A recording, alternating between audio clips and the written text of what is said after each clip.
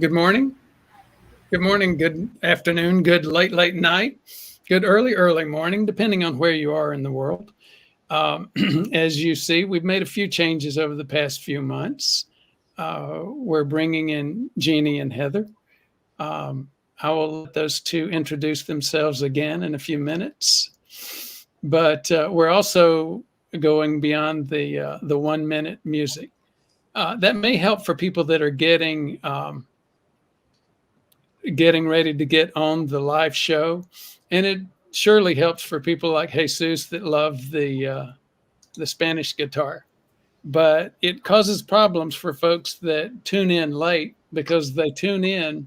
If they don't know the show and the format, they get a full minute of Spanish guitar music and not don't understand what that's got to do with our content. So again, we're continuing to make improvements for all of our viewers, not just certain groups. So thank you for your patience as we do that. Today, we're going to be talking about diabetes and the ADA and what the ADA has to say about treating diabetes. As usual, we agree with a lot of what this group has to say, as well as other groups, but we don't agree with everything. And I think you'll see why as we get deeper into the details.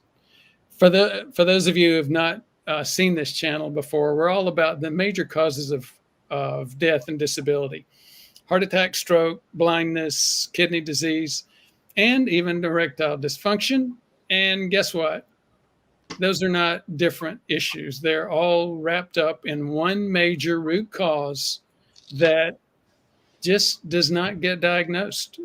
We're very science based on this channel, and the scientific evidence coming out of Mayo, Hopkins, Harvard, uh, multiple places is that three-quarters of primary care doctors don't know how to diagnose prediabetes and diabetes, let alone treat it. So we will get a little bit deeper into the specific content today about diabetes and recommendations around treatment. But if you've not been on this channel, we talked about obesity last week, and actually, I have an apology. Um, my little rant that began that video last week sort of backfired. Um, I was talking with someone who uh, is near and dear to me after the show, and her point was, it sounded like you were focused more on discipline than anything else. And I shook my head and I held it and I said, that was the exact opposite of the intent. Um, and so we may go back and redo some of that. We may go back and see if we can clean some of that up. But the bottom line was, and still should be, most of us tend to think of one of the three major risk factors for prediabetes and diabetes, um, obesity, as a discipline issue. Uh, if there's one thing that we're learning more and more and more is that it's got a it's got a place, but a very little place, and we're finding much bigger places in things like hormones. Um, so I'm going to move on beyond that. We'll hopefully clean up our act as we continue to discuss this and related issues. We've talked a couple of weeks ago about vegan diet myths. That, as you might imagine, anything and everything will become politicized these days, especially when you're talking about health. Vegan diets and on the opposite end of the spectrum, carnivore diets. Oh gosh, those two groups like to really throw rocks at each other, and we're sort of in the middle, so we sometimes get hit with rocks from either side. Now, let's go and talk a little bit more about the conference. Today, I think, Jeannie, doesn't today mark the ending of the early bird? Dr. Burr, it does. And the big thing that the benefit of getting coming to the conference too is that once you've signed up, we send an order for labs. I saw last week someone said you didn't mention that there was going to be lab work drawn beforehand and how important that was. So I wanted to make sure we said that today.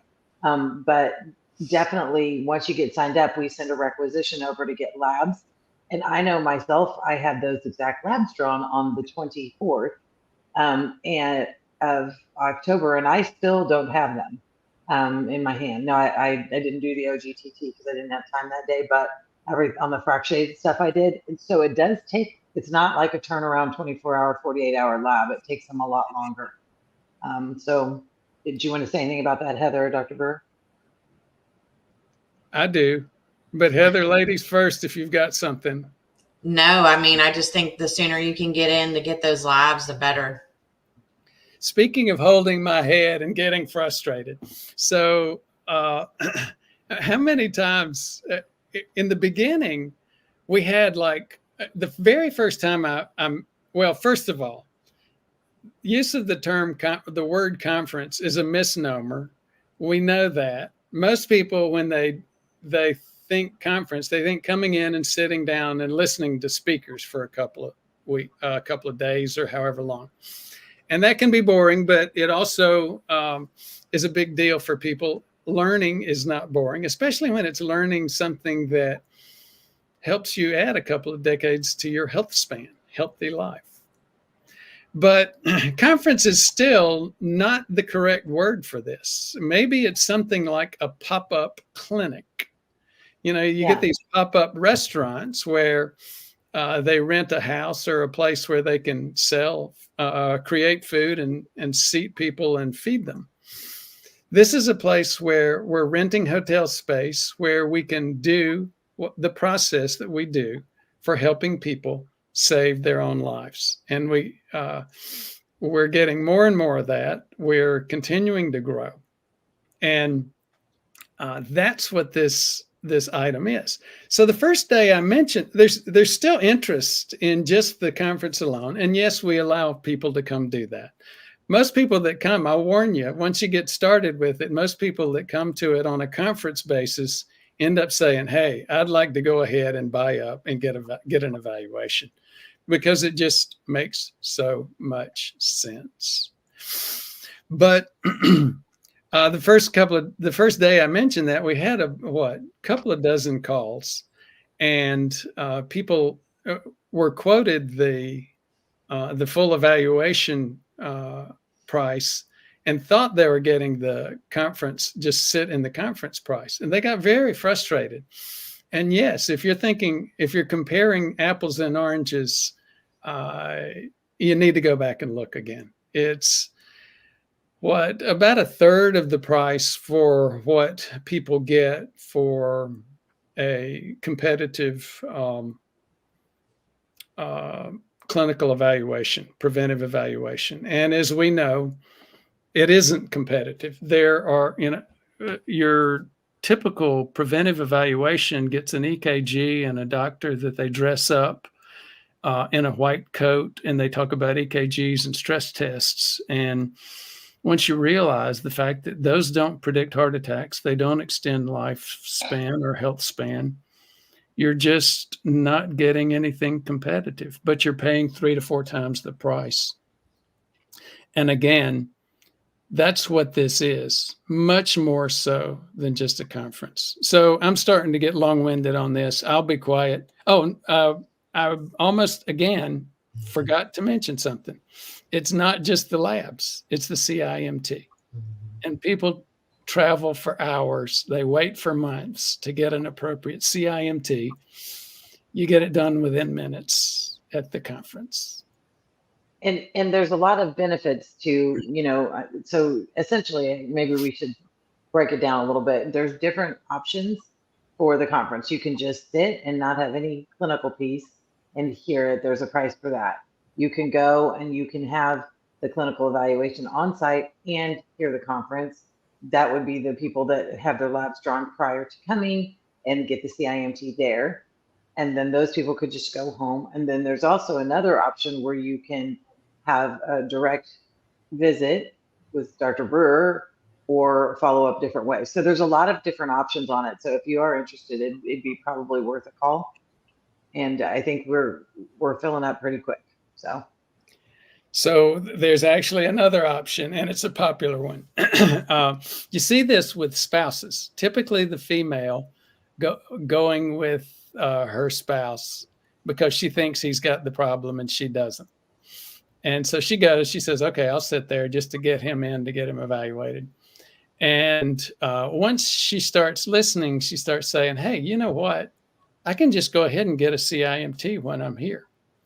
And you know what happens? Quite often she finds, oh my goodness, I've got something going on too. And I thought, or mine, maybe my CIMT may actually be worse than his. So you get a lot of that as well. Anything else before we move on to today's content? Not for me. No. Okay, so if you'll give us the water ball, we'll go right into that.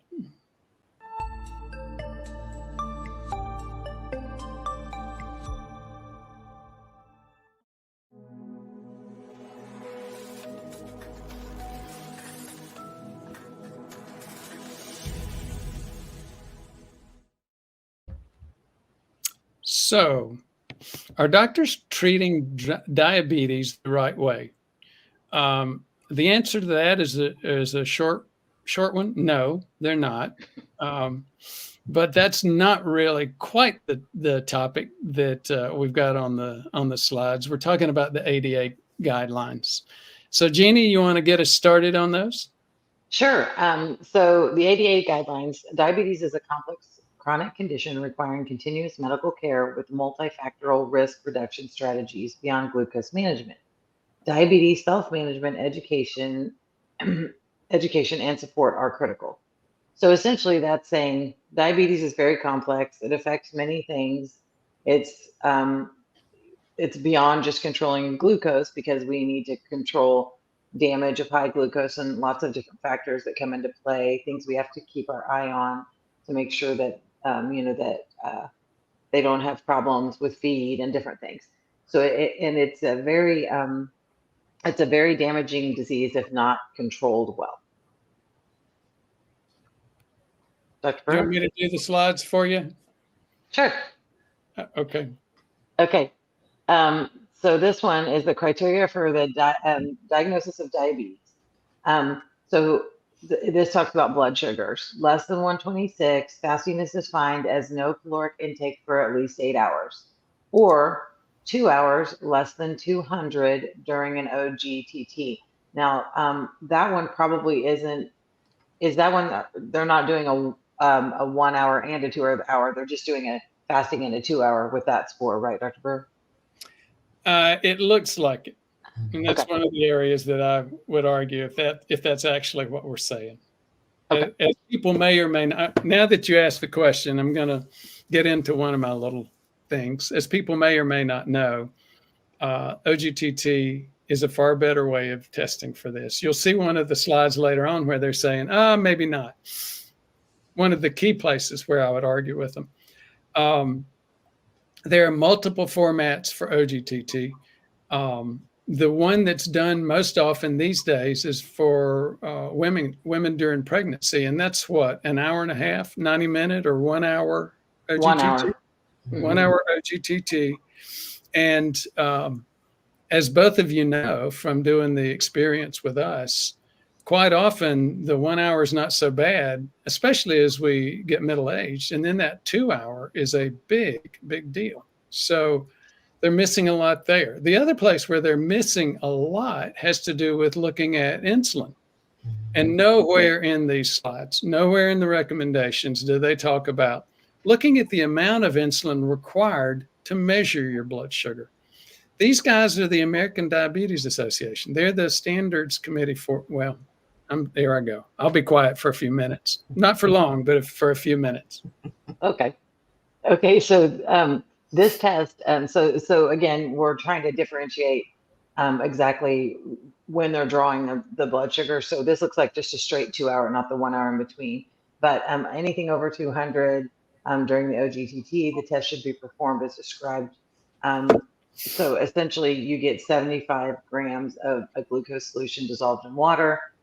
You go in fasting, you drink that solution, and then if there's an A1C greater than 6.5, the test should be performed in a laboratory using a method that is NGSP certified in the standards to the DCCT assay.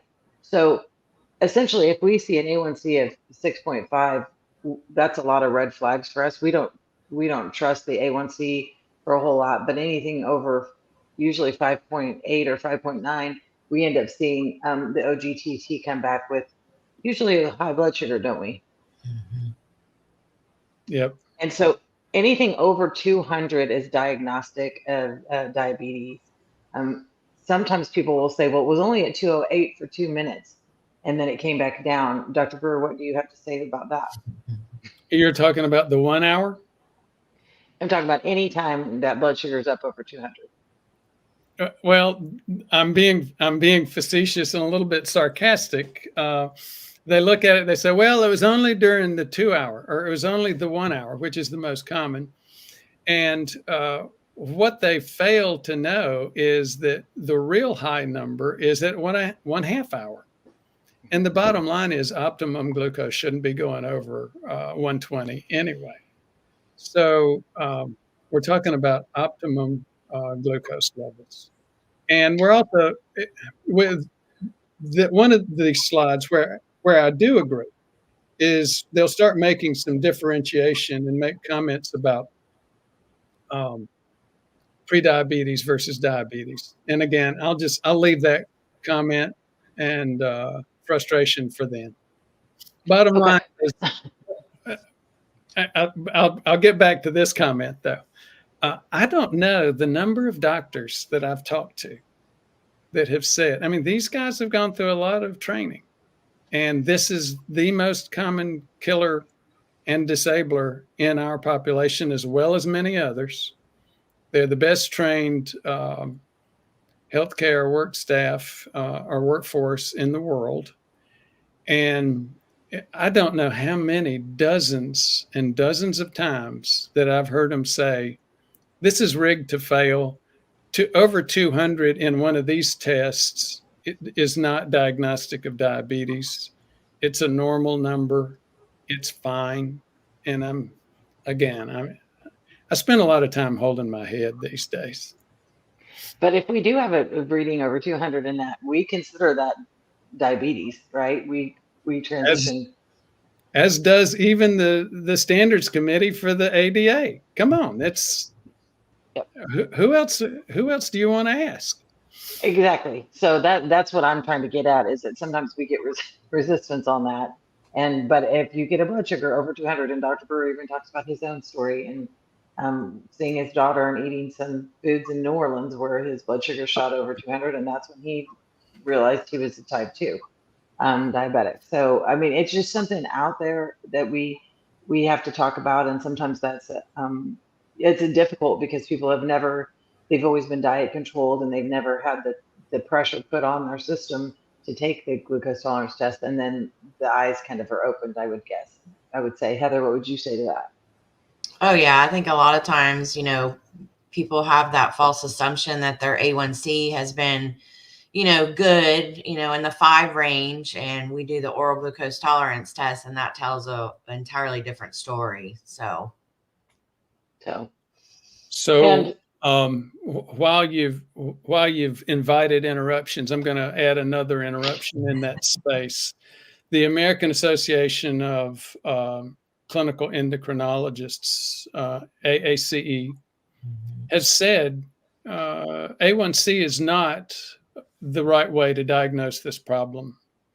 And it's interesting because here they've got the ADA Standards Committee saying that it is, but again, we'll let that group fight it out. I'm on the AACE side. Here's a couple of reasons why the AACE says that the A1C is not the best way. It's a hemoglobin test. And anything that impacts hemoglobin can impact this. I'm going to do another brief bunny hole real quick. I've heard people talk about AGE, advanced glycation end products. and its role in hypertension and some other things, some other inflammatory conditions. Most people don't know that we are talking about by far the most common and well-known AGE. Hemoglobin A1C is the advanced glycation end products. So the people that get focused on AGE in grilled food need to step back and think about the fact that those AGEs that are on the outside of your grilled fish or your grilled whatever, grilled vegetables, those are getting digested for the most part in your stomach acid. It's this AGE, hemoglobin A1C, that is the problem. Now, let me go back to my previous point. Why did AACE, the American Association of Clinical Endocrinologists, say that A1C is not the best way to diagnose this? Because it's a hemoglobin test. And anything that impacts hemoglobin can impact this test. For example, being pregnant, being a male, having beta thalassemia, having sickle cell. Depending on where you are in this world, where you're from, which gene pool you're in, there are a whole bunch of things that can impact it just genetically. And that's not even talking about kidney disease, liver disease, and as we said in the very beginning, having a baby. All these things can change and impact your A1C and therefore impact this, quote, gold standard for diagnosis. And this is the one that docs mostly think that they're using.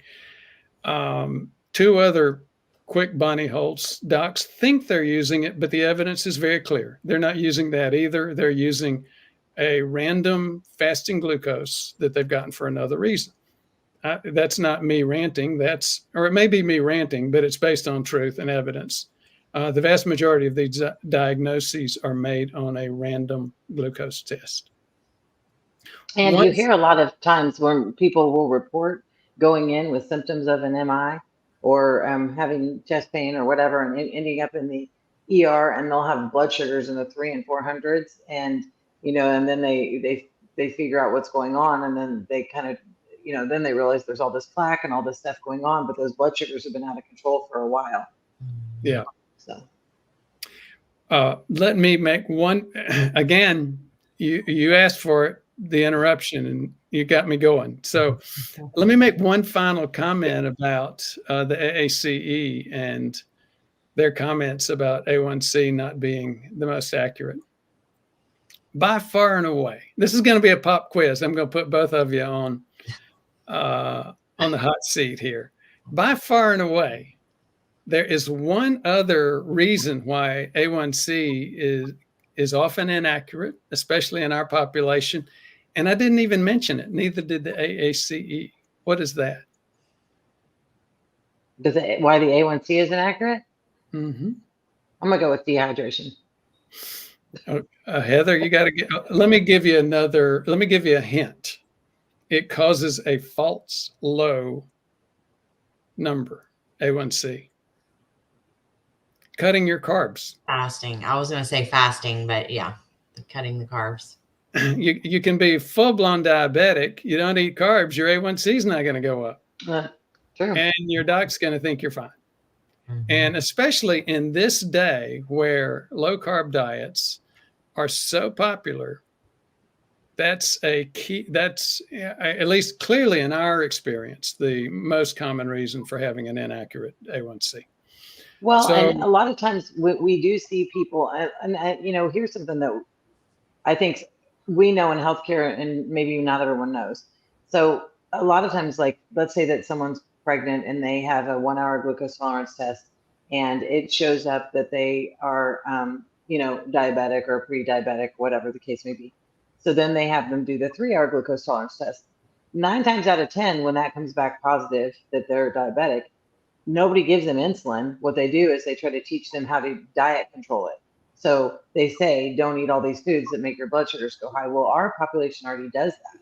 They diet control it. So it doesn't take away the fact that if they throw the wrong thing in the mix, the blood sugars shoot up. It's that they're controlling it with the way they eat. so that their blood sugars aren't all over the place. Which is the best way to control it anyway. Right. Okay, well, I'll be quiet. I can't guarantee, I won't guarantee how long I'll be quiet, but I'll be quiet That's long okay. enough for you to get started again. Okay.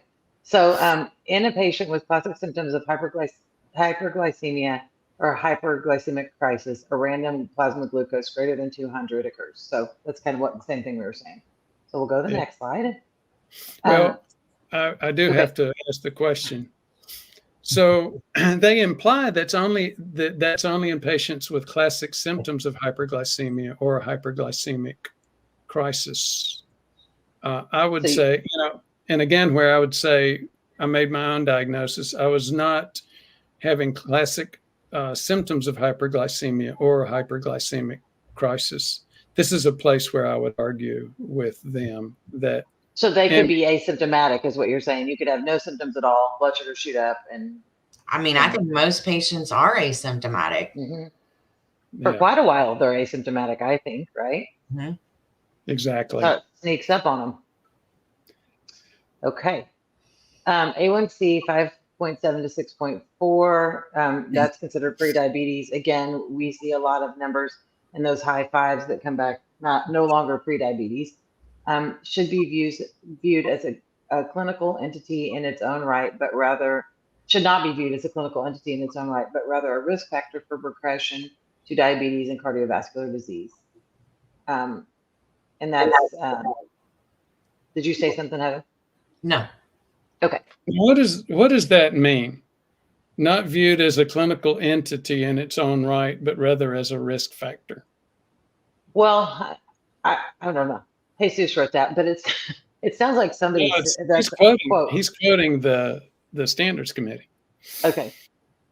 Clinical entity in its own right. I don't know if that means not clinically significant to stand on its own, like its own entity. The A1C reading itself. Yeah. So I can't remember the name. I was going to look it up and I just did not have time.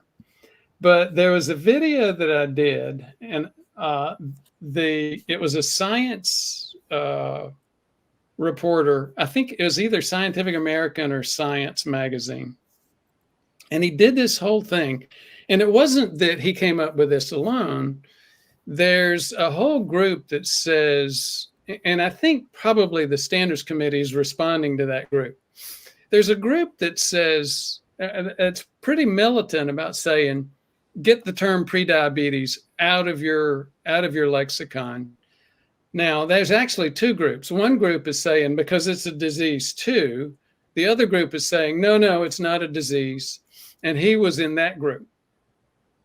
He's saying, you don't say pre-stroke for people with high blood pressure. You don't say, but people with high blood pressure, you still see it as a very serious entity. I can't help but start making some of my own points here. That group also says, they, like everybody else, they want to get into the conspiracy theory business. They want to say, well, the public health authorities are in cahoots with big pharma, and this is just another way to sell more expensive diabetes-related pharmacy. And I'm going, again, it's like, this is the time when we can reverse this and prevent the tissue damage that the metabolism is causing. So why do we want to ignore that? High blood pressure in and of itself is not an issue, but we give it a diagnosis because it leads to strokes and heart attacks. Why can we not give this metabolic derangement the same respect and urgency that we give high blood pressure? Well, it's like, being proactive versus reactive. Proactive is addressing it before it becomes reactive of, the long-term damage it does to the vessel walls, to the organs, to the feet, to the legs that, no longer can exist. And I think when you worked in healthcare, you see the long-term effects of blood sugars that live outside of their normal range and blood sugars that live outside of the normal range, and they're not very pretty. And so what you realize is, reacting to it at 65 after the damage is done is not the ideal. The ideal is figuring it out beforehand and starting to address it and deal with it then. And we don't even try to use meds on everyone. We try to not use meds. We try to help them do it with diet and exercise. Lifestyle, yep. Yeah. And that's because the evidence is really clear that lifestyle is more important, and more effective. Just some minor lifestyle changes, mostly diet related, are 3 to 5 times more effective than the number one initiating drug, which is metformin. Yeah. People don't really prevention has been so unpopular in medicine. People really don't know a lot of the basics about it. They say, well, if somebody's got high blood pressure already, or if they've had a heart attack, or if they've got plaque, then they're no longer in a prevention opportunity, right? And the answer is no, they're not. That's not right. They are still in an opportunity for secondary prevention. Primary prevention is preventing something before it happens at all. Secondary prevention is somebody has already had changes, but you're able to reverse the changes. And that really is the sweet spot for most of us, because most of us, like in our practice and in a preventive type practice like ours. And here's why. Most people start, you finish nursing school, you get started in NP school. Doctors start into their clinical rounds, and they think they're going to save the world because all you have to do is just tell people to change their lifestyle, until you actually go there and start telling people to change their lifestyle. And then you realize, oh, that's not so easy. And so we get into this thing where we had JMK talking. Let me go back and find this comment. I think it's at the very beginning. Yeah, JMK at the very beginning said, look, after my heart attack 4 years ago, the endocrinologist came into the hospital room and told me about the new drugs to treat diabetes. She never once mentioned dietary intervention. Well, again, as I was saying, docs routinely transition from academic training into the clinical training, third-year med school, thinking they're going to save the world. And again, for you as NPs, you get a little bit more clinical training as in the nursing part. So you come into an NP role with a little bit more maturity than a third-year medical student, and usually a lot more maturity. But either way, we all run into the lack of popularity. It's of lifestyle changes like diet and weight management. And the bottom line is, it's because it's hard. Well, and I think sometimes sometimes doctors, nurses, whoever, a lot of times doctors, they think it's too minuscule. We don't need to talk about diet. We don't need to talk about that. We just need to talk about the meds, and we're in a hurry. We got to go to the meds, and that's what we're going to do, because they think most people aren't going to adhere to recommendations of changes of diet, because many times people don't. But I think that, certainly after someone's had a heart attack or had an event or something, their attention is there, definitely to make some changes. So they're ready to hear. I mean, we get a lot of patients that are, post-stroke, post-event, post-whatever, and they are on board with whatever it takes. But if someone would have told them beforehand, hey, your blood sugar is being high, it's what's, been the precursor to all of these problems, it would be great. But sometimes it's the first time they've ever heard it, and they're pretty shocked. And they're kind of sometimes like, well, there's no way. It doesn't have to do with my blood sugar. And then we have to help them understand that, right? Exactly right. So to get back to the docs in the standard practice of medicine, it's like they realize how hard it is to get people to change lifestyle. And as you said, it's because it's all theoretical until it hits you in the face with a lab or something that's that's undeniable. So here's the other thing: the docs and the NPs don't get paid for it. You don't get paid in a fee-for-service world for educating patients. So you know what? It takes more time. It pays nothing. They're humans too, so they give up.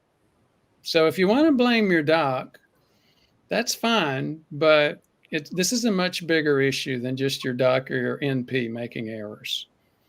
If it sounds like I'm defending them, I am. I've spent my career hiring and managing docs and NPs and nurses.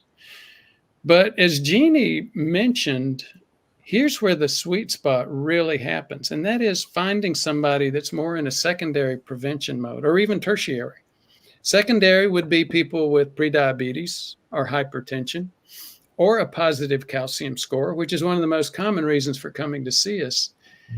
And the patient's now in a totally different area. It's not theoretical anymore. It's me and my life and something threatening my life. I've had multiple grown men, boomers my age, were taught, as I was my whole life, real men don't cry. Well, they come in and they've got a calcium score over 1,000, and this is life or death, and they often cry when they talk about it. And it's a whole different perspective when you begin to see this is you. This is not theory. And it's not some doctor telling you or some NP telling you, oh, glibly, you need to lose weight or get your blood pressure down. It's your body telling you, this is the metabolism that's going to kill you if you don't make changes. And it's definitely something that we deal with and we see all the time. We get labs, we assess, we get all these tests, and then we determine, a plan of action in order to help it. And and there was one time along the way in my career that I, basically I heard a doctor telling somebody, you have to your blood pressure. The long-term event of your blood pressure not doing this is this, and your long-term event of your blood sugar not being within this range. But when we tell a kid or anybody who's a diabetic or a young adult about their hypertension, they don't think that it's going to have a long-term effect. But eventually, it does have an effect, and that's what we are trying to prevent, no matter what stage we're at. What's really exciting and the really big opportunities are the patients that send their children. Yes. Such a big deal, because not only do the children, and usually they're in their 20s or 30s, but they've seen this happen with their parents, and all of a sudden it's become very real. It's very true. And, 20 years ahead of time, it makes a big difference. And they're trying to change those genetics too, as far as, parents ended up having a heart attack or open heart surgery in their 40s. They don't want that same, thing to happen to them or their children. And one of the real opportunities to what you just mentioned, Heather, is the fact that it's true. Genetics loads the gun, but lifestyle does pull the trigger. Yeah. Or not. Mm-hmm. Yep. And they know that. Okay, so on A1C and OGTT, A1C has several advantages compared with fasting glucose and OGTT: greater stability, fewer day-to-day perturbations, changes in nutrition or illness. And then adequate carbohydrate intake, 150 grams per day, should be assured 3 days prior to oral glucose tolerance testing as a screen for diabetes. That's what they're saying, but we are seeing a different story there, right? We don't always say that anyone needs to preload for 3 days at 150 grams a day. Jesus built these slides. He usually builds the slides for the presentations. And as you could see, he put those in quotes because he knew both of those statements were going to get me going. I think all of us get us all going. Yes. They're technically correct, but again, how many times we just got through talking about all of the problems and challenges, and the fact that other pretty well qualified standards committees like the American Association of Clinical Endocrinologists have said A1C is not the best. Yeah, it's got better stability. It's got fewer day-to-day perturbations and changes in nutrition and illness, but It's got some major problems. And yes, the adequate carbohydrate intake. It's interesting that they dealt with that issue. I'd love to see the evidence that they based that recommendation on. And bottom line, if you're up for that, and if it doesn't take you back into that addictive slide of carbohydrates, fine. Go ahead and do a carb load 3 days before. The biggest concern, the biggest danger that I have is that I've had multiple patients say, "Look, I cannot eat 3 days of carbs. If I do, I am back off the wagon, and I'm in addiction world again." So, well, and I do see a comment here that would be a really good time to address it about 150 grams of carbs is a lot to preload. Isn't that a false positive itself, Dr. Berger? So we've gone back, obviously, because this is such a big issue for us. We've gotten beaten up by patients who said, "Hey, wait a minute. I didn't preload. That caused my diabetes." And we'd say, "Okay, go back, preload." And you should have told me, of course, that's the implication. Go back, preload, try it again. And their new diabetes is still there. Right. So, yes. So when you go back and you look, it's not just our evidence. You go back and look at the rest of the evidence. The evidence that failure to preload with carbs is a cause of artificial diabetes is just not true. Right. But if you want to preload, we're certainly not going to argue with you. In fact, on our standard instructions, we have this conversation with you to help you make your own choice. And quite frankly, if someone wants to do it with preloading and check it, and without preloading and check it, and with stevia and check it, and with a cheesecake and check it, we don't care. I mean, it's okay with us. We'll keep ordering them because we want you to feel comfortable with the results that you get, and so we have reordered them many times, haven't we? Yes, we have.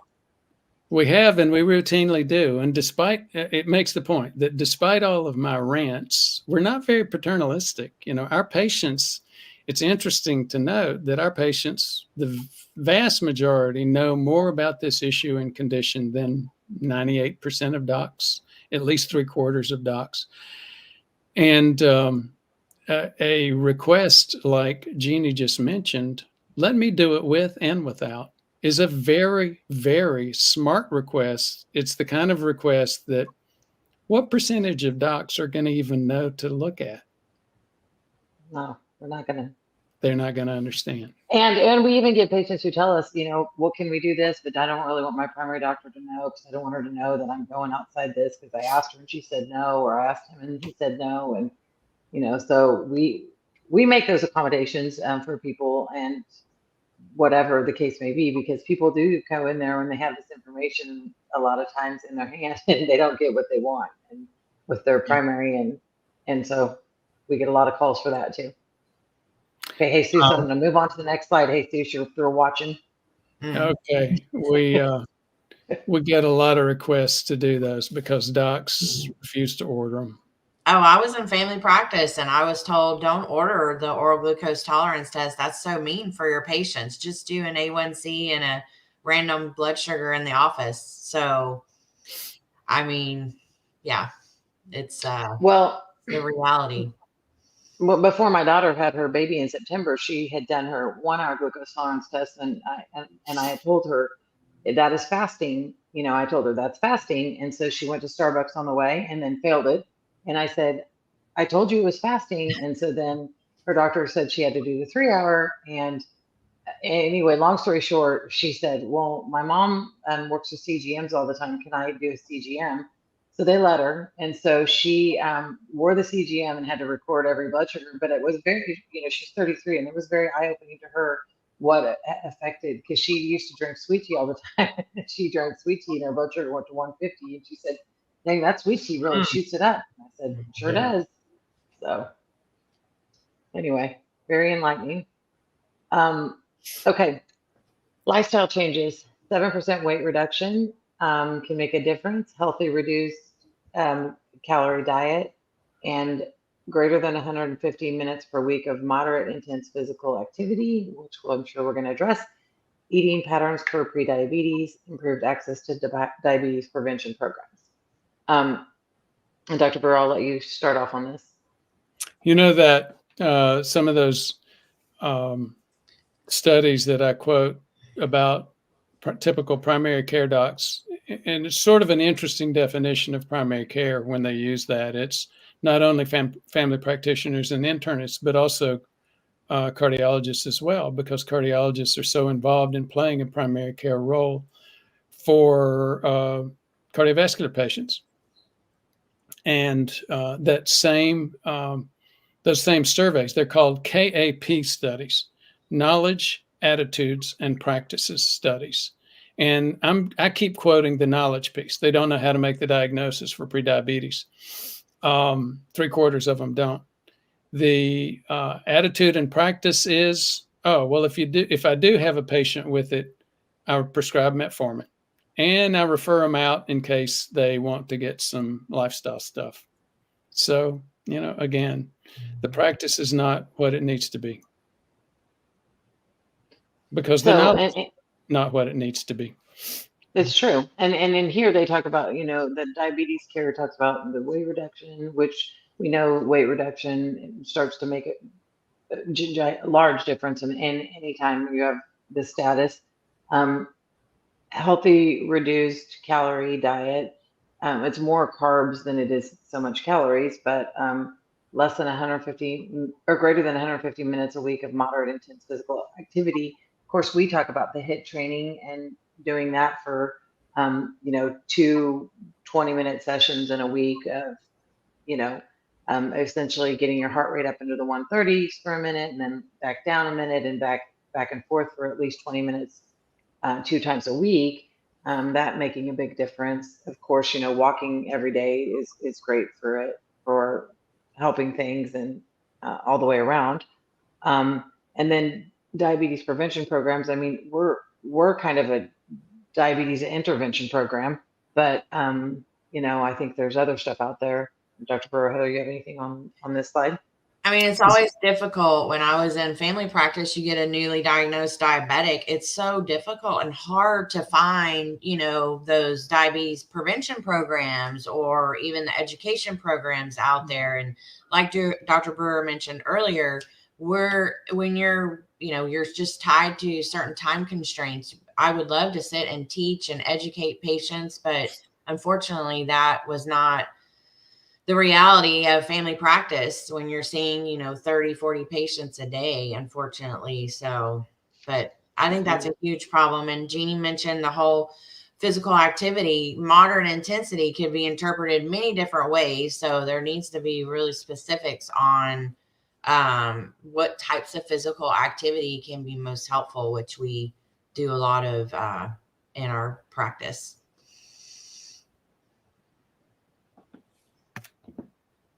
Dr. Burr? That's it. Okay.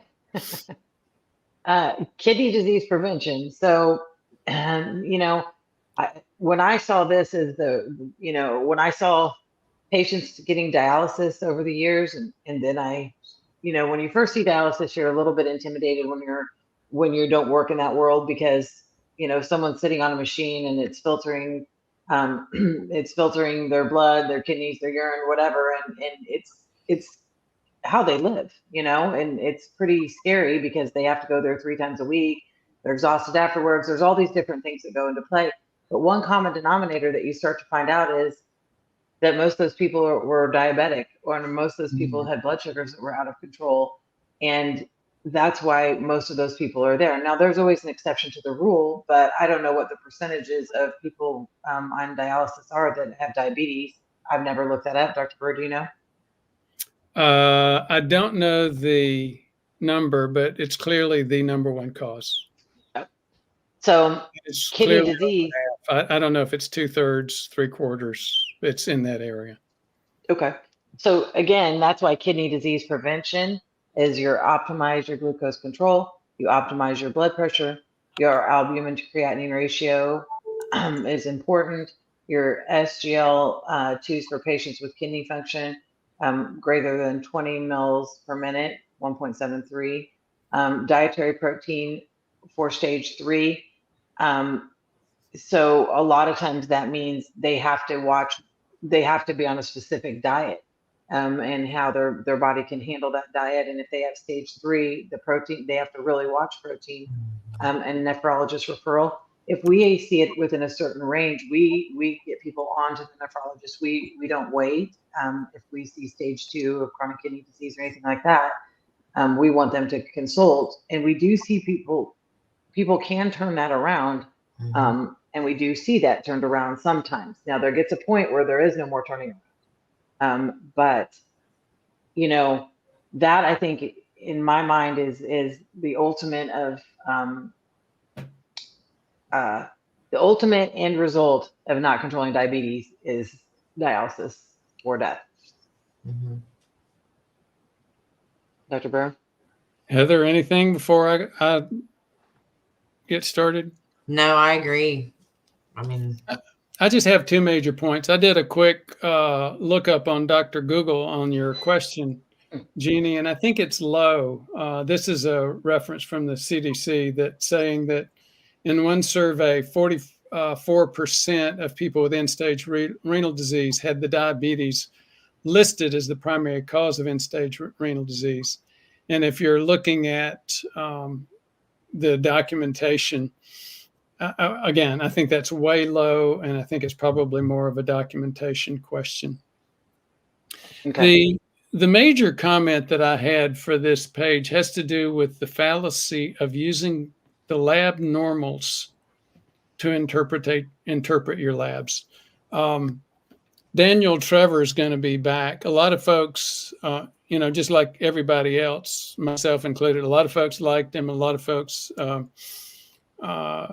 criticized some of his style, but I think his style is responding to a lot of very important things. Now, I won't go into all the details, but I agreed to give him, quote, our secret sauce, the labs that we do, and he's publishing that in his upcoming book. We'll talk about it. I think it's next week. Now, what most people don't realize is that you can get your own labs in I think it's like every state except New York. There may be a couple of others. You don't need a medical person to do it. But unfortunately, one of the things that you need to be careful of, people say, well, Ford, why do you give that away? Number one, this is more about saving lives than it is about making money. And that's the bottom line. But there's another thing as well. It's similar. I used to work for Toyota, and they used to let people come in and take tours of the plant. And people would ask Toyota, your competitors are coming in on those tours, right? And they say, yeah. And they'd say, well, you're giving them the playbook. Well, yeah, but they're still not going to accomplish what they need to. And that's the same thing here. That gets back. You both have some exposure to the Deep South. Football, Alabama. I think it was Alabama. I think it was Bear Bryant. Somebody said something about use of playbook. And I think the quote, either from the guy at Green Bay or Bear Bryant, he said, yeah, we'll give them the playbook. They're still not going to do what they need to do. They're not going to win. And that's very similar to here.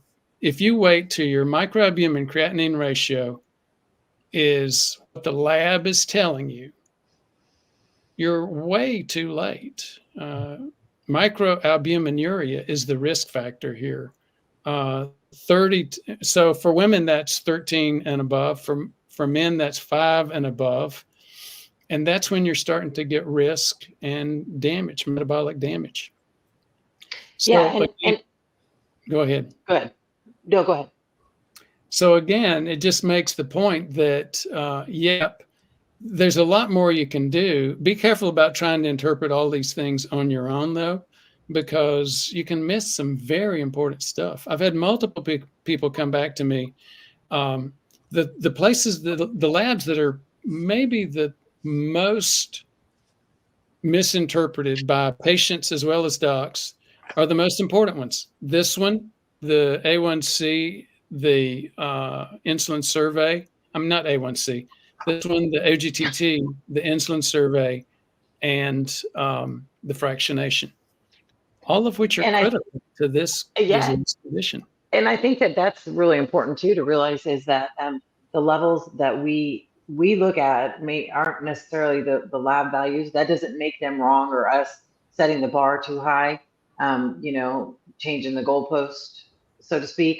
We're saying we're on the prevention side, so we're trying to keep things low so that you don't end up, damaging your artery walls and eventually damaging your organs, and have a heart attack or a stroke or whatever. So again, to your point, it is we're helping people mostly in secondary prevention. We're helping them see metabolism that's suboptimal, because if that metabolism goes on for years and decades, it will result in tissue damage in the kidneys, in the eyeballs, in the heart, the brain, places where we don't want to get damage. no damage. So we lost our image and our slides. Are we going to be able to get those back, or are we going to need to just wing it from here? I don't know. I didn't take them away. Did you? No, I think we may be having a technical issue. Okay. Well, I do see that Harvey Off said, Vince Lombardi said, give them the playbook, we can execute. That's the guy from Green Bay. I was wondering if it's Vince Lombardi or Bear Bryant.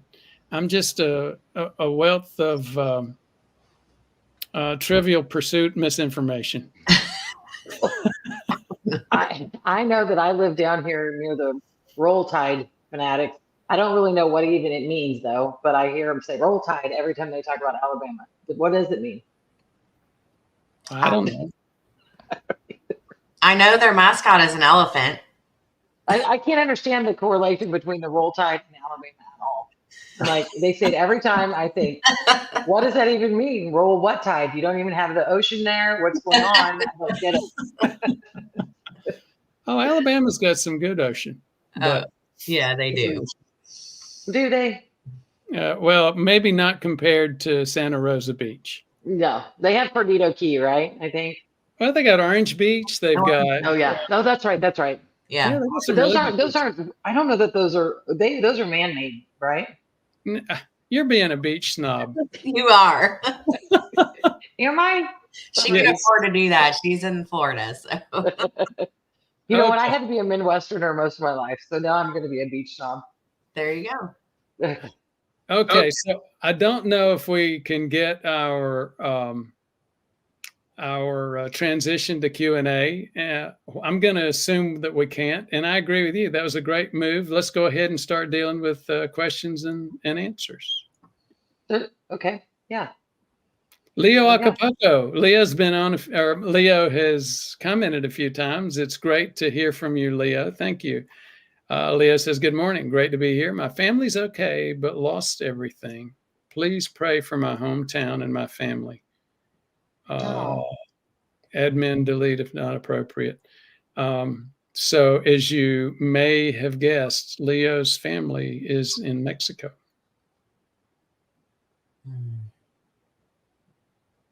Thank you for sharing, Leo, and prayers and thoughts go out to your family. Absolutely. Oh, I forgot. We don't have the Jesus, the question out there. Yeah, the question guy here, or the answer guy here. So if you will, start looking for people that have this little member, YouTube member thing, and let's see, deal with their questions first. Greg Sexscape. Was there a hurricane yesterday? Oh, it was this. Well, you're demonstrating your U.S. View of the world. Yes, there was a maybe one of us can look up and get a little more detail on the hurricane in Mexico.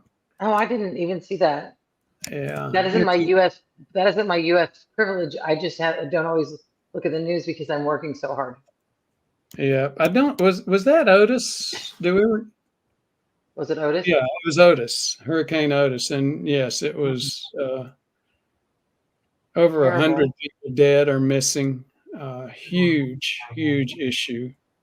Um, and guess where it was? Acapulco? Acapulco. Oh, darn.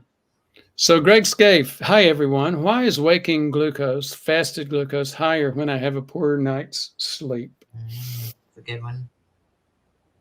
Okay. One of you two answer, please. I think when you're not getting good sleep, your cortisol levels are elevated, which can increase your glucose. Yeah. Can one of you describe the dawn effect? The dawn effect, the dawn effect basically, when you are sleeping and then you get up in the morning, your blood sugars are higher. And I don't know that I can put it into words exactly. Heather, can you? Let me try to think here. Yeah, it's hard to kind of put into words, Dr. Brewer. We might have to defer to you on this one. Okay. So, as most people don't know that cortisol is on a diurnal effect, similar to glucose, similar to blood pressure, where the lowest numbers appear to be the between midnight and 5 a.m. So blood pressure tends to be lowest at those time periods. Glucose tends to be lowest at those time periods. So guess what? We used to do just a finger stick glucometer as a sort of a show and tell for all the people that came to the events like we're going to be having in St. Pete. This time, by the way, we're going to be having CGM, assuming Jeannie and Miranda can get everything set up. Now, one of the things we expect people to find is exactly what we're talking about here, that blood sugar tends to be lowest in the time of day between midnight and 4 or 5 in the morning. Then as cortisol starts to crank up in the dawn, our blood sugar cranks up. And sure enough, what we've always seen is at the events, about 20% of people, about 1 in 5 will have this higher blood sugar before they eat breakfast. Then they'll eat breakfast and it'll tend to drop back down. A lot of people get really wired and concerned and worried about their morning glucose, especially if they have the dawn effect. I ask them, please don't worry about that. Please don't worry about it when your body is making it de novo, not out of a meal, because it rarely, unless it's going way over 140, and it rarely does. So that's the cause. And that's why I say, don't worry quite so much about that. Worry about meal-related hyperglycemia or high blood sugar. Well, and when I looked it up on Dr. Google, it said in the early hours of the morning, hormones including cortisol and growth hormone signal delivered to boost the production of glucose, which provides energy that helps you wake up. This triggers beta cells in the pancreas to release insulin in order to keep the blood glucose levels in check. Would you say that's accurate? That's it. Okay. So that dawn cortisol goes up, and the glucose goes up with it. I have to say, I'm not being the greatest on members. I had to cover this comment. Tech add SR. Spanish guitars have too thick a neck for my fingers. Maybe they need a CIMT. Okay. I'm trying to be looking at the signs. Elizabeth Penn makes a great comment. Thank you so much, Elizabeth. Leo Acapulco, we are here not to just to learn, but to support each other. Glad you and your family are okay. What's your hometown? Okay, I do see something here that doesn't have a. And as I was going to say, Leo said the hometown's Acapulco. I'm sorry. Go ahead, Jeannie. Well, we had this comment on here. When I scan the QR code, it only it only leashes you. Maybe that means it's supposed to be lets you an Lead. account set up and checkout page. There does not Uh, appear to be any actual about the conference. oh, that's So we might, interesting because I did it this morning and it took me to the conference page. okay, That is weird. okay. If we could get the slides back up, we would look again. I know that Aspen set it up for us last night, and we did the quality check. I'm not sure why that's I can not tell working for you, you. Kathy. Aspen It is also says there's a available. standard. Is there a standard URL that we can put up that actually discusses and presents where they can link with a URL? Yes. Let me, Aspen, I don't know if, Aspen, I will send you that link if, in case you don't have it. If you do have it, give us the link. So I just scanned the QR code, and it gave me the option to skip advertisement. And so I did that, and then it took me to the page about the conference. Great. And Aspen, I'm going to text you or WhatsApp you the link. If I can find it on my phone. There we go. And it's written at Pete Link, and it should be St. Pete Link. Thank you. Another error. Thanks to the spell checker. Aspen says he has it, so he should be able to get it back up there in just a minute. So there is. Okay, no, that's good too. I was just going to say they spelled my name on that slide wrong too. Oh, let me see that. So you can't get with Leah's. There you go. Perfect. So they changed that. Yep, I'm going. Oh, I see what's happening. The first time I did it, it just went to the St. Pete event. Now it's doing a mobile account activation. I'm not sure why it's doing that. Thank you for making us aware, Kathy. We'll continue to work on that. Okay, and we have a question from Leah Kraft. I've been using the Freestyle Libre 3 and validating the numbers with glucometer. I have found the Freestyle Libre is as much as 30% points off. We hear this question constantly. Dr. Brewer, would you like to talk about choo-choo? No, since you hear it constantly, I'm going to let you take it. Okay, so Leah, basically the issue is that the continuous glucose monitor is testing serum in the blood, where when you stick your finger, it's actual blood. So there is a difference in the readings, but eventually they will catch up. So you might stick your finger and your blood sugar is different than what your monitor is, but once those things come together, there's a choo-choo effect, and the train comes and the caboose comes, and then eventually they catch up. And that's only one of many problems associated with it. Another one is the fact that glucose is not nearly as accurate as you think, no matter which technique you use. We routinely will get at least a 10-point difference. When we do the labs, we send them to Quest. There is no better national lab. Quest, LabCorp, we use all of them. We tend to use Quest a little bit more because they've got a better format and program for the cardiovascular labs. But in two different labs, the metabolic panel and the OGTT, they'll both show a fasting glucose, and they're routinely at least 10 points off. And you say, well, especially the engineering types say, well, that's just too far off. That's not accurate. You don't get better than that. And so the folks with the Freestyle Libre,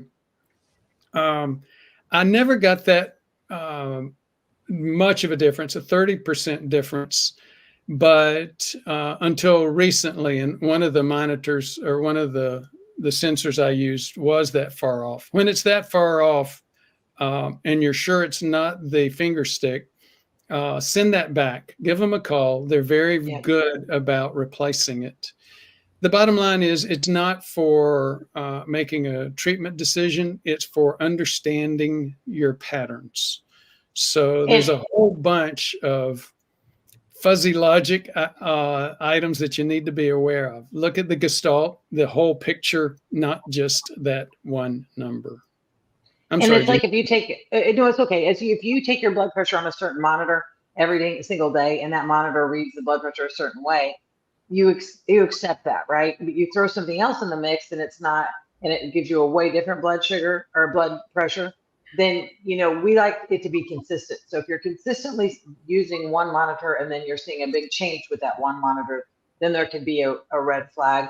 But if it's consistently staying the same, even though it may not coincide with something else. And I know that doesn't make sense to people who like very concrete answers, but I go with more vague, and that's what healthcare is, more vague. So these are biological systems. And I was on with a patient last night. He was one of these masters of the universe. He brought not one, but two doctors with him to the meeting. And he was so frustrated with some of the realities. And I had to step back and say, yet again, I'm sorry. I did not create diabetes. I did not create prediabetes and the way our human body reacts to things. I'm just a doctor who understands these and am trying to help. Right. An interesting point from Ruben Morawicki, also a member. He says, Leah Kraft, I observed the same issue, especially during the last 2 days of the life of the CGM. The CGM is always higher, and I have a good glucometer. In my experience, when the CGM is making an error, it's usually lower. Mine's been lower too. Yeah. Sorry, things are complicated, folks, but they are. Yeah. They are. So speaking of Leah gave us a super sticker. So Aspen and Gilbert, if you're able to, if you can show how to do a super sticker. Hers was a $4.99, $5 contribution. It helps a lot. A lot of our staff, thank you, Aspen. A lot of our staff is from the Philippines. We got some from Central and South America.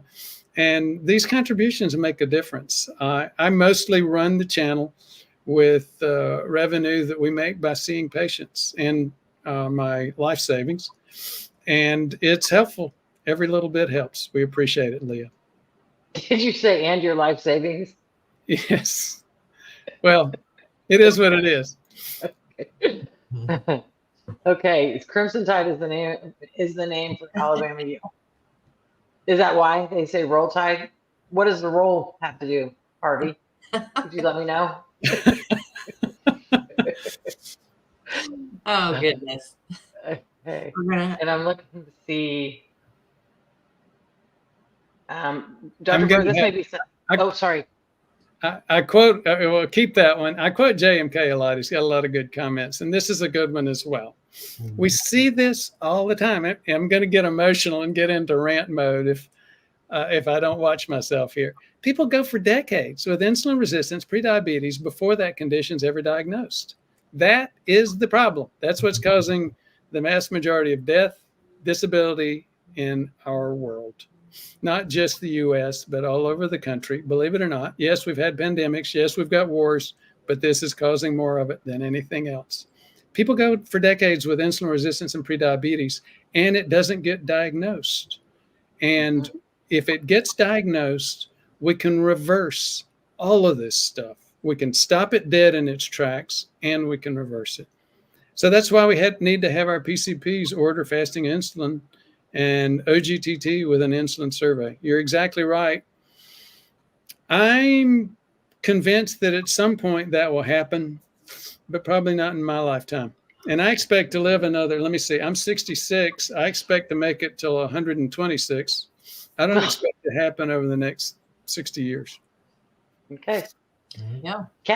Kathy Ridgway says, thinking about becoming a member or a patient of your practice, do you know about type 1 diabetes? Do you manage it? For regular patients, do you actually prescribe meds? Yes. Yes. Thank you, Kathy. And the answer is yes, yes, and yes. We do all three. Okay, here we go again. Alabama Crimson Tide, Roll Tide. Still I don't think, get it. I think Harvey, he gave us an answer. He did? Yes, he did. Okay, what did he And tell us? I understand now. Oh, I see. Okay, I get it. Roll Tide, a cheer for your team to roll over the opposition. So it's Okay. a large boy. tide that's going to roll over. I got it now. I'm an SEC fan too. So for years, I always wondered that about Alabama. So thank you, Harvey, for clearing that up. Yeah, that's helpful. For a couple of years, I had the Alabama Project. So, my heart is where I work. So I became a fan for the first time ever. But meanwhile, my family was still a bunch of UGA folks. So, Well, these people, I'm from Kansas City, and we had season tickets to the Chiefs, and we couldn't give them away with the parking pass. Now we're worth a lot of money, but we always had Chiefs and Royals season tickets, and for years, and they were great seats, and people would be like, "Nah." I'm like, "They're tickets with the party, but nah." Harvey's got a really good question here. Do I have volunteers to answer that? Albumin creatinine ratio, large range. What is the sweet spot? I believe we had this the other day. Didn't I think with a patient, and it was very low. It was less than this, wasn't it? 5? Oh, yeah. Yeah. It's nowhere in that Yeah, range, Harvey. yeah. So Once you get to that range, you're starting to get into kidney failure. We don't want you there. If So you're a female, anything below 13 to 15 or below, and if you're a male, anything below 5 and below 5. So that's the point I was making a few minutes ago. Don't just believe any interpretation that you see, and those are the interpretations that you'll see from the lab. Very good. Here's a Keith Lawson. Why does my glucose drop greater than 10? I would say he was saying 10 points maybe after a glass of dry red wine. Depends on what you eat with it. Depends on a lot of factors as far as that goes. I don't know that there's any specific phenomenon. Is there, Dr. Burr? Yes, alcohol is hypoglycemic. It drops your blood sugar.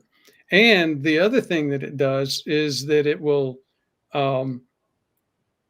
it keeps your, our liver is, when our blood sugar does drop, our liver putting stuff out from cortisol, chopping off those little glucose moieties, pardon the scientific gobbledygook, but those little building blocks of glucose. Glycogen is made up of huge strings and masses of glucose particles. And our liver will increase our blood sugar when it thinks we need it by chopping a bunch of those off and putting it in there. Alcohol stops that process.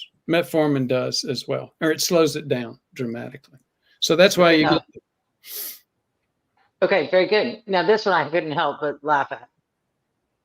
PrevMed couldn't have timed this talk better than the day kids and parents are being on a sugar high. Exactly. That is good. And I think there's another one from Ruben. Dr. Bird, you want me to post that one? Sure. How long Dr. Bird said, how long is too long for blood sugar to be over 140? How long is too long? That's really a good question, and it's really clear that we don't know the answer. What we do know, though, is that if you're in the typical middle-aged age group, have the normal number of genetic challenges, where over 50% of us have 9p21. The gene, the quote diabetes gene, the heart attack gene, and you're on the standard American diet, SAD, you're usually spending hours every day, 140 and above. And that's exactly what we want to stop. I mean, you can tell it from looking at that test that we talk about, the oral glucose tolerance test. When somebody gets just 75 grams and an hour later they're at 180, and 2 hours later, they're at 160 or even 200, then those people are spending hours and hours every day if they're not watching carbs in their diet at blood sugars higher than 140. And so you put that together with a couple of other things that we've mentioned, Ruben. One is that by the time we're age 30, over half of us have this problem. By the time we're age 60, even the CDC, who's way too conservative on this, says that at least 2/3 of us have this problem. And now, then we put that together with the fact that 3/4 of docs don't know how to diagnose this. It's no wonder why people in our world, and here's the opportunity. It sounds like we're harbingers of doom. No, we're not. We're focused on an opportunity. In that environment, people think, well, you get your mid-60s and you can have a heart attack and die. Well, that's based on all of the facts that we just talked about. If you start getting this kind of testing, if you become aware, if you start becoming aware of your own conditioning, you can take that risk right off the table, and you don't have to have the risk of dying from a heart attack in your mid-60s. Very true. I think we have just a couple more minutes. I see something that from another member. Thanks, Heather, for the CGM script recommendation. It's been a very eye-opening experience. We love that, and that is something we give to all of our patients, and we hope that it is always an eye-opening experience. I wish more patients would do that. Absolutely. I do too. There's no question that we would love to have better accuracy, but again, we're in a world where the vast majority of us, it wasn't even available until about 3 years ago, available at all, ever. Even accurate versus not 100% accurate, but to know the trends of what's happening, it's like, you can get all hooked up in the minor details, or you can look at the macro picture, and the macro picture is, hey, I can keep my blood sugar under control if I eat this way, and if I eat this way, it goes off the rails. And ideally, we want to hone it down to every specific food, but knowing a general concept, I think, is the huge piece there. Yeah, I think this is a better way to educate patients on because everybody's different and reacts to foods differently. So some patients come in and they think their diet, they have a pretty good diet. They eat pretty well. And I've had many patients tell me that when they do wear the CGM, they're just blown away by how their body responds to certain foods. So good job, Keith. Keep it up. Yeah. And it's not honestly, it's not just what you eat, it's how you exercise. Because even for myself, when I wear it, it's, the thing that I saw that shot my blood sugar higher than anything was eating chilies, chips, and salsa. And Heather and I talked about this the other day. And I have no idea why that was the high point, was chilies, chips, and salsa was the highest. And it was, so we were talking about it in one of our meetings, was that due to the oils? Why did that happen? Yeah. But I, a lot of people think, well, you eat corn chips, those are healthy, because they equate corn to it or whatever. But they're clearly they shoot your blood sugar up. I think they're fried too. Yeah. Yeah, and they're fried too. Yeah. Somebody asked, for me, Kansas City, Kansas, or Kansas City, Missouri? Missouri, of course. Of course. Of course. Okay, Dr. Burr, I see something else here. Oh, this would probably be a good answer from Leah Kraft. What's the biggest impact on LDL fractionation and particle size? Great question, Leah. As I think I mentioned before, the most important tests that we do are the ones that are most often misinterpreted, and if the doc gets them at all. Now, a lot of docs will get microalbumin creatinine ratio, but they're looking, again, like the lab, for kidney failure. They're thinking if it's microalbuminuria, it's okay, and it's not, as we discussed.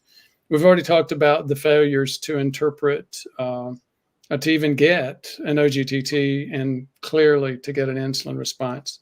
Well, we didn't talk that much about the interpretation of fractionation.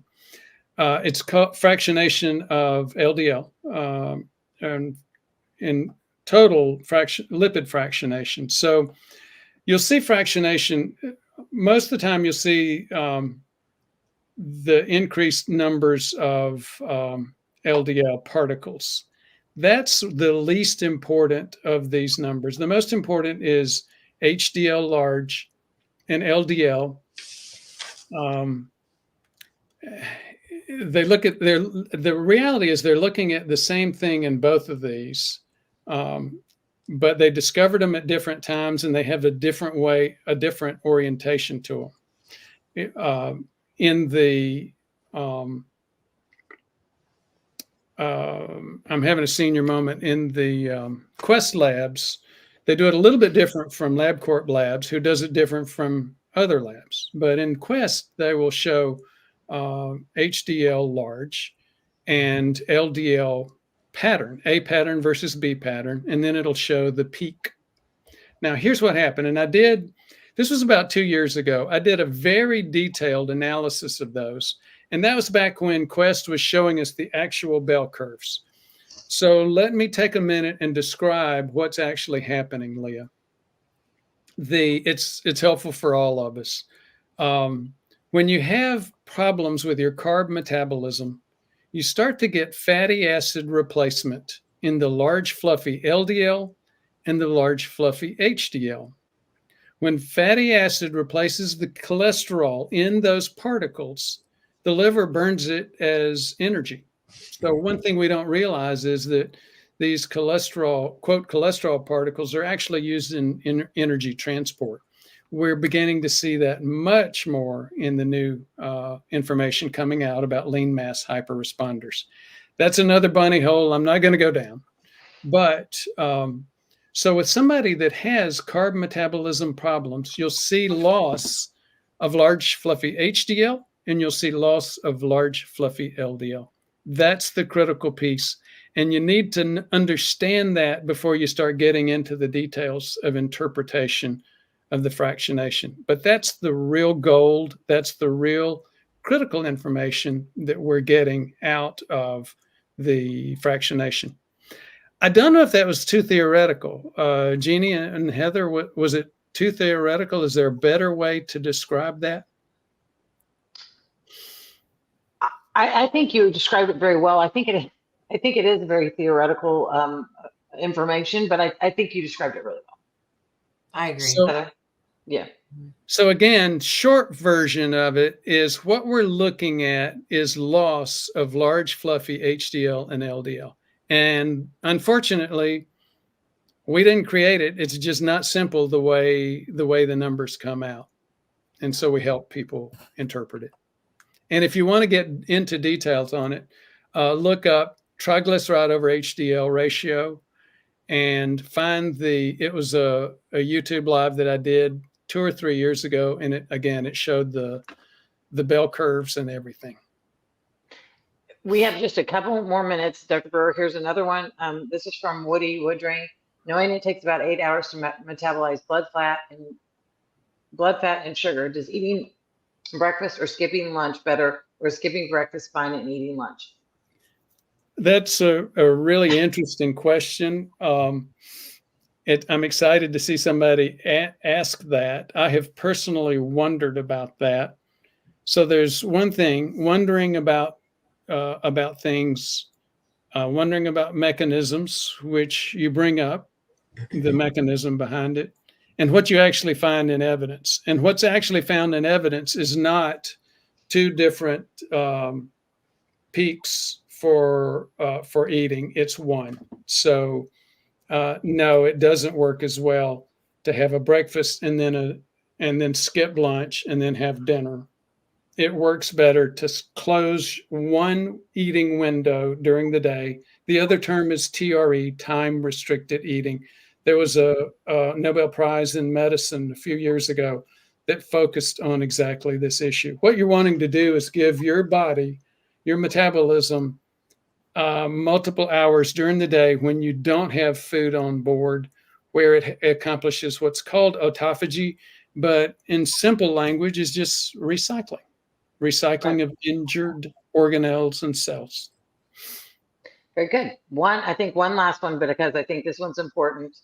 My blood glucose has been over 200 for several months and it isn't going down, regardless of what I eat or even with fasting. Is there a way to reverse that?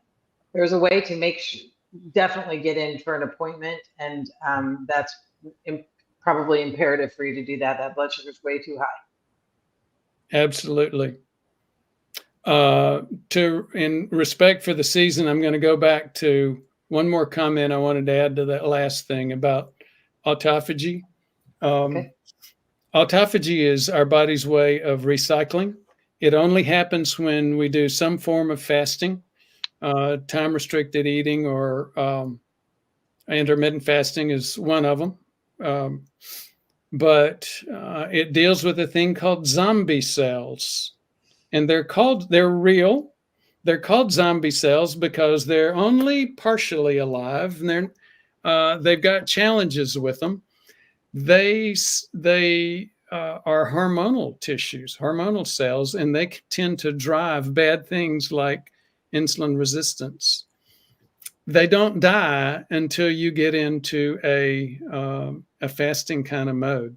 And what's even worse, they recruit cells around them. So it's just like the zombie apocalypse going on inside your body if you're not doing any kind of fasting activity. I thought since last night was Halloween that I would go down that bunny hole. Very good. Yes. And here's one more. Jerry Wilhelm said, Ford cured me of oatmeal. Oh, we won't go on the oatmeal discussion. No, we won't. I used to go into that debate all the time. But Doc, no, you can't tell me oatmeal's not good for my heart. It says right there on the label. So I don't get into that debate anymore. I just tell them, take your blood sugar, use your CGM, eat some oatmeal. Right. That's right. Right. Absolutely. That's the best way for people to understand it. You know, because you can say it all day long, but put it on yourself and see what happens, and then you understand.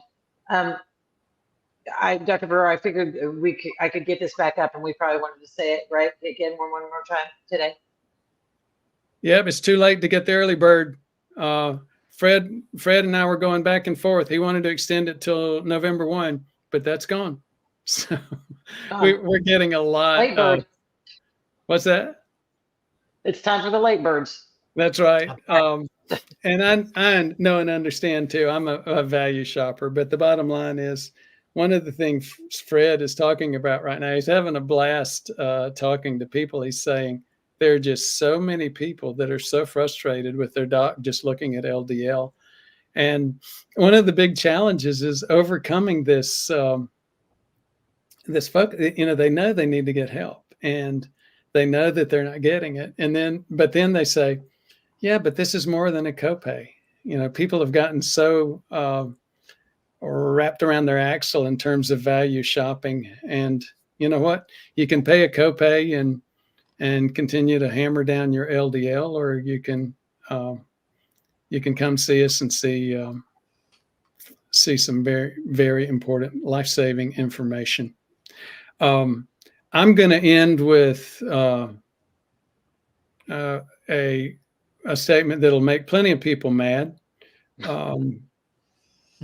Roll Tide and go Dogs. Oh, goodness. Okay. Well, I am going to tell you that I just took a picture of the QR code, and it took me right there with even price. So I don't know if someone fixed that but it worked on my phone. Very good. Maybe that's because I'm by the best beaches, perhaps. There you go. Maybe. Okay, it was fun out for the day. I'm going to have to go, as both of you know, we've got a full day today. Yes, we do. Okay.